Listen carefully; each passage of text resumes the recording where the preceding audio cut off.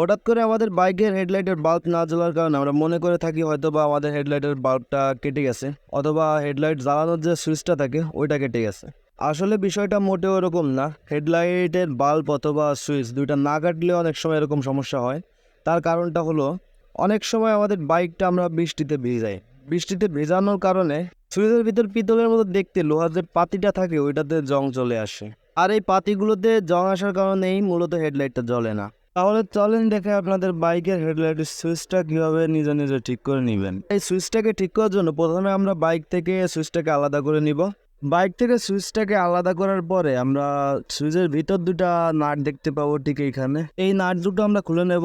অবশ্যই আপনাদের সাথে কথা বলতে বলতে আমি সুইচ থেকে নাট দুটো আলাদা করে নিছি। তারপর সুইচটা যে কভারটা এটা আমরা খুলে নিছি, আর এখন আমরা পুরো সুইচটাকে পার্ট পার্ট করে খুলে নিব। আর আমাদের এখন সুইচটাও খোলা শেষ। তো গাইজ, আমার এই ভিডিওটার ক্যামেরাম্যান আমি নিজেই হওয়ার কারণে আমি এক হাত দিয়ে ভিডিও করতেছি আর এক হাত দিয়ে কাজ করতেছি। হয়তো এজন্য ভিডিওটা একটু নাড়াচাড়া বেশি করতেছে, এজন্য আপনারা মন খারাপ করবেন না। দেখেন সুইচের ভিতর কতটা ময়লা জমে আছে আর কেমন একটা জং জং ভাব চলে আসছে। এটাকে হাত দিয়েই ঘষা দিলেই অনেকটা ময়লা কমে যাচ্ছে, হয়তোবা এইভাবে হাত দিয়ে ঘষা দিয়ে আবার সেট করে দিলেই হেডলাইটটা জ্বলবে। কিন্তু আমরা আর একটু ভালোভাবে পরিষ্কার করার চেষ্টা করব। জানি না কিভাবে আপনাদের সামনে এই ভিডিওটা উপস্থাপন করতেছি, হয়তো তেমন একটা ভালো হচ্ছে না, তারপর আমি চেষ্টা করতেছি যতটা ভালো করা যায়। তো এটাকে আর একটু ভালোভাবে পরিষ্কার করার জন্য আমাদের বাইকের ট্যাঙ্কি থেকে আমরা একটু পেট্রোল নেব।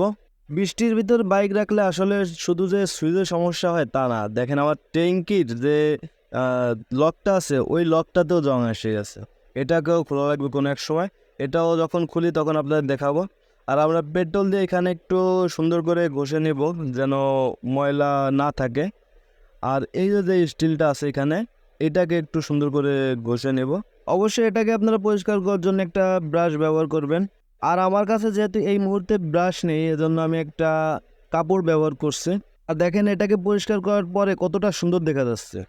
এটা পরিষ্কার করা হয়ে গেলে আমরা আবার আগের মতো করে ঠিক যেভাবে খুলছি ঠিক একইভাবে এটাকে সেট করে নিব। আর আমরা এক এক করে সেট করে নিচ্ছি, যেহেতু এক হাত দিয়ে করতেছি ক্যামেরায় সব ফুটেজ দেখাতে পারতেছি না, যতটা সম্ভব হচ্ছে আমি ততটা দেখানোর চেষ্টা করতেছি। আশা করি আপনারা আমার ভিডিওটাকে ভালোভাবে নেবেন। আর এখন আমাদের বাইকের সুইচটা মোটামুটি সেট করা ডান। তো চলেন আমরা ট্রাই করে দেখি যে আমাদের বাইকের যে হেডলাইটটা ওইটা আমরা জ্বালাতে পেরেছি কিনা। আর ইনশাল্লাহ আমরা আমাদের এই ছোট্ট একটি কাজে সফল হতে পারছি।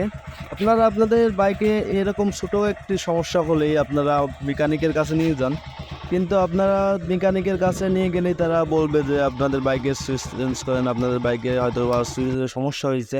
কিন্তু আপনারা এই সুইচটা চেঞ্জ করতে গেলে আপনাদের 180 থেকে 200 টাকা খরচ হয়ে যাবে। আমি মনে করি এই 180 টাকা বা 200 টাকা না খরচ করে আপনারা এই ছোট্ট একটি কাজ করলে আপনাদের সুইচটা আগের মতো ঠিক করে নিতে পারবেন।